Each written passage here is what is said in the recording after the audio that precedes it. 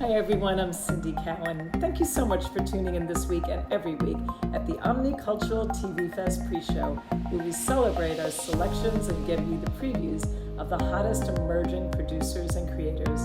Watch today's episode and check out all of our previous shows on this YouTube channel. And now, if you like situation comedies like Modern Family, you're gonna love the Brown version. Here's a one-on-one interview with the creators Salvador Paniagua and star Alejandro Patino of Funny Brown People.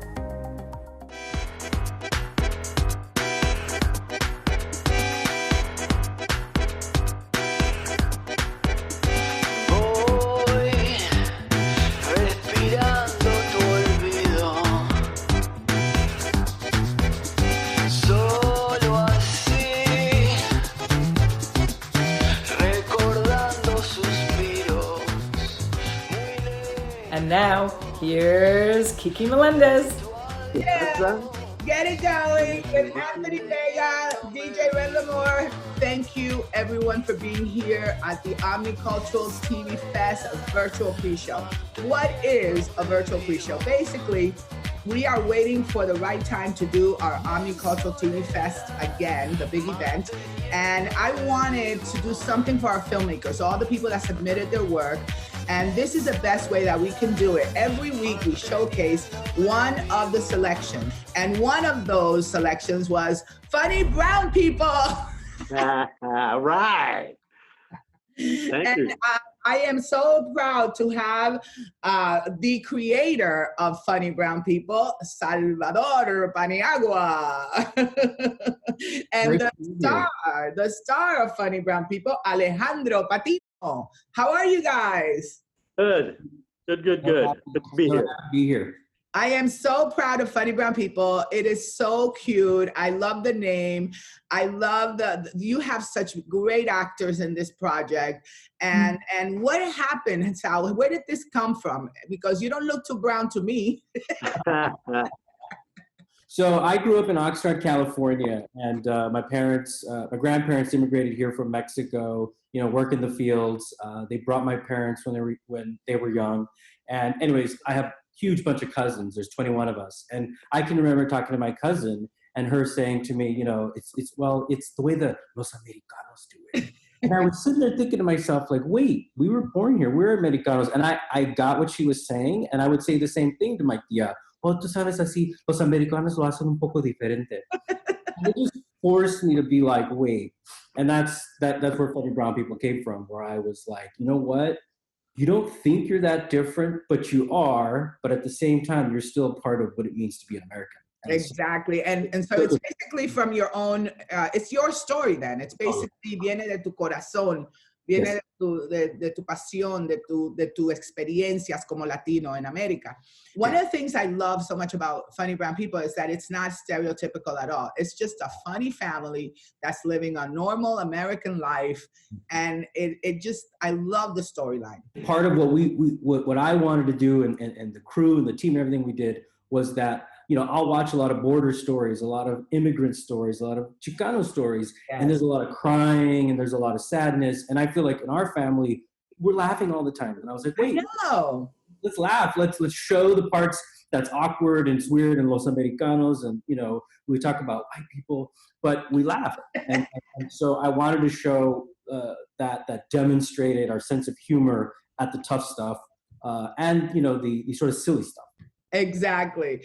And how did you end up with El Master de Comedia aquí, Alejandro Patino? How did you guys end up together? I mean, it's such a privilege. My uncle, is a longtime actor, manager, agent, Jaime Ferrar, and he's also my producing partner. And so he had, pitched this story to Alex when it was just a short film script idea. And I think Alex, given his incredible background, just sort of was like, oh my God, this is me. What inspired you to get involved, Alejandro? Well, like we were saying right now, the story, of course, and the fact that, which I don't get an opportunity enough of becoming a lead in a film, in a TV series in that respect. Neither do I, mijo, neither do I. So you know, that was another flag there that goes, okay, I got to do this. But no, mostly it's the story and the imagery that we, Sal and the rest of the group want to show America, you know, and the rest of our audience that, you know, we're, like you said, we're just a regular, normal family dealing with how to fit in as Americans, and we are Americans. That was also another point flag that says, okay, I got to do this. I got to do this. And then we ended up becoming los tres compadres, LLC. Or And, partners in crime. So it was, partners in crime. There was a lot of factors, but you know, once I started putting them all together, I go boom, boom, boom, boom, boom. There's too many factors to say do it. Weren't you happy with the outcome, with the final product? Oh yeah, totally. I mean, I want more. You know, that's always the thing with just doing one pilot. You know, you want to get at least 8, 7, 9, 10 episodes in and see where. How many episodes do you guys have? You have one pilot, or do you have the Bible? What do you have? Well, we shot it was as 5 web series, but then we kind of combined it to feel like one pilot. But we have a written pilot that we've been developing for a while that really, we just did a reading, actually, Zoom reading. And it was just, you know, so much fun, so funny. And it kind of expands these characters that we had in this web series even deeper. Let's watch a little clip. Your favorite. Hey. And sir, how are your huevos? My huevos are very tasty. Thank you very much. What she asked. Run to the border. But I'm legal. I don't run from the border. We're running to the border. And tonight at dinner, he just had water and rice. He's cutting weight. See? Mexicans don't worry about cutting weight. His parents are from Jalisco. Lee's his adopted name. God, are we racist? You're not racist. You're culturally insensitive. That was so funny. Oh my God. Me muero de la risa. I am very proud of you guys. What is your ultimate goal? ¿Qué quisieran que pasara con esta serie, con este proyecto? Yeah, I think to me, like if I'm just, my dream of dreams is that the Valdez family, which is these characters, become part of the pantheon of other sitcom families that you've seen, you know, throughout the history of the world. And it's like, I love that, you know, I would grow up on Family Ties and I'd watch the Keatons, and I want children, other Latinos to grow up and to watch in the Valdez family to be like this family that they grew up with, and David and Lydia, who plays soccer, are their heroes. And to me, that's my dream in terms of like big picture dreams. Yes. In terms of like what we're here to do as a business and make things happen, I would love to find a home, a streamer, a network, somebody that let us experiment, let us show this thing in all its, you know, glory, a place that could let it happen for a few years, you know, to really let the show come to life.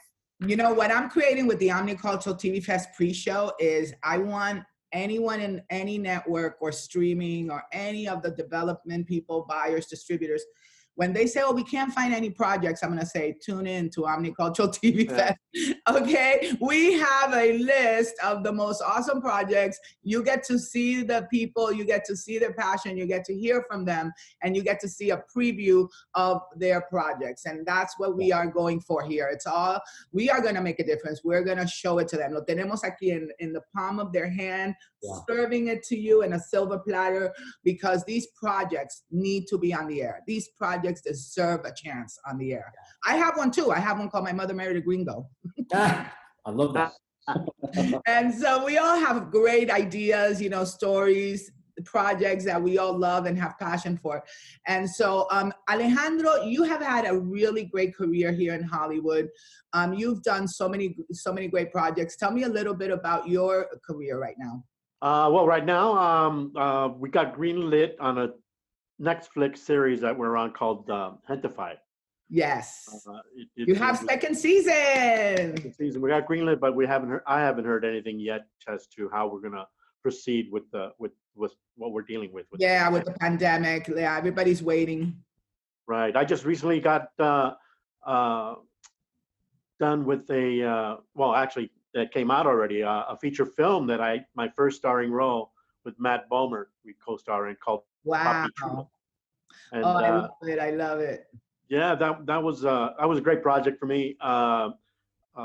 it took me places that, I have on my bucket list. Ireland, England, Mexico. I mean, it was just like all over the place. Do you have any dream projects? Yeah. Oh, yeah. But Funny Brown People, for one. That's the first one and foremost. I have another project that I wrote and produced a while back ago called Desert Roadkill, which is a little psychological horror thriller. Wow. Which I want to get back on to my hands back into it. You know what I mean? Because now that we're able to have places to be able to showcase like you have with Omni. Yeah. It's time for... That's awesome. Now, what is your favorite role to play? ¿Te gusta hacer el malo, el chingón, el bueno, el funny family man? What is your favorite role to play? Well, my standard response to that question is usually I play the Mexican. You were Dominican. I played a Dominican Republican on Fast and Furious 4, where I'm driving a diesel truck, and a Spaniard in one of those cop shows. I forget which I love it. Yeah. Salvador, tú eres un mexicano, ¿no? Que creciste aquí en los Estados Unidos, but you have also done a lot of work. Give me a little producing background. Yeah, so actually a lot of my stuff has been writing. So I've been writing for, close to 20 years. And I actually had my first sale to a big network, Pixel Entertainment. And that was like just, 18 years in of just this constant producing independent projects, making web series like Funny Brown People. I did one called Man in Real Life. And I'd even done my first short film, which I'd gotten a grant from Nalip. We had cast Rico Rodriguez, who is now in Modern Family and all over the place. But, I've been writing for years. And yeah, to have my first sale, I think it kind of goes to the idea of if you have a passion and you want to do something, you just keep doing it. And eventually people start to recognize it. So you've been a producer for almost 20 years. Yeah. Wow. And you create your own projects. You write them yourself. Yeah, I write and direct all my projects and then create partnerships. Just like me, we do it all, right? Hey, you have to keep doing it. If nobody's going to hire you, you say, you know what, I'll just do it myself. And then eventually, Yeah. And what are you guys doing during this pandemic? Well, I've been fortunate the last couple of weeks. I have a couple of projects that I've been doing on Zoom. Just this Wednesday, I have a show that I've been running with for the last 17 years called Chico's Angels. Cool. We went to stage performance. We performed over at Casita del Campo at the Cavern Club Theater. Great. So it's a spoof on Charlie's Angels. I love it. It's a Latin version, Chico instead of Charlie, and the three girls are Quesadilla, Cheetah Parole, and Frida Lay. And I play Bosley, in that respect. We actually did a reading of our first episode. We have 6 episodes that we do on stage. And we had a Zoom reading on that. So, that's good. And a couple other little projects, that pop up. And we do practice, social distancing and everything while we're shooting. Yeah. Minimal crew and all that stuff. But you don't have any love scenes? No love scenes? Like I said, hopefully, Sal will write me a couple of love scenes in the series. Nice and steamy, yeah. What are we gonna do? Listen, if they tell me that I have a love scene with Tom Cruise or any of the hotties, I'm gonna do it. I don't care about social.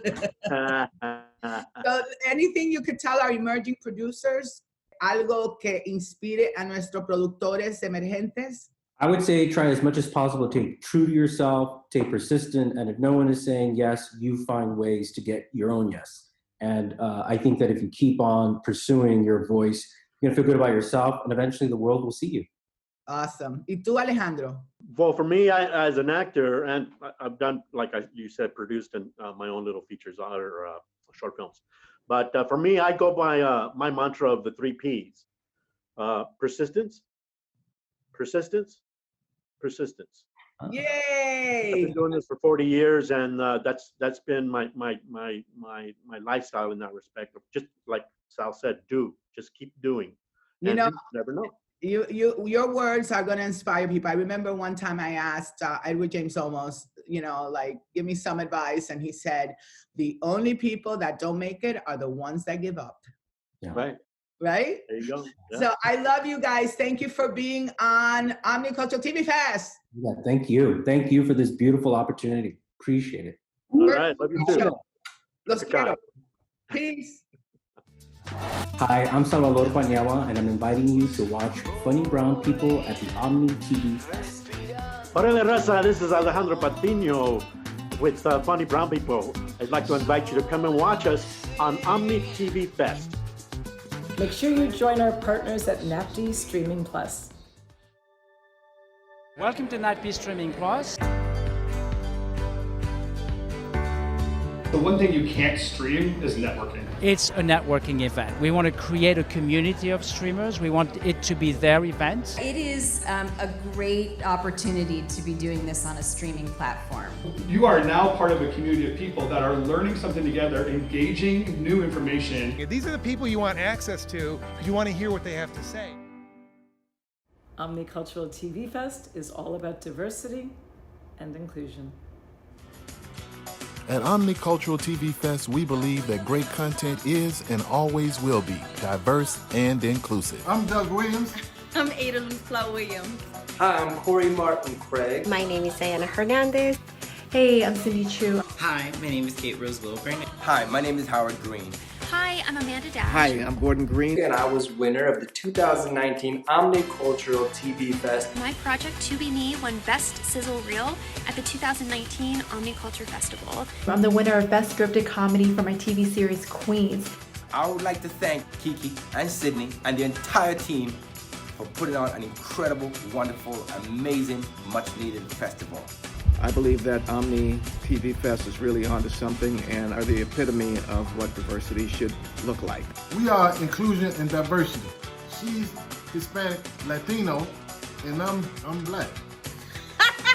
We are here to show our talent, to show what we want to create and show the world. Let's do this together.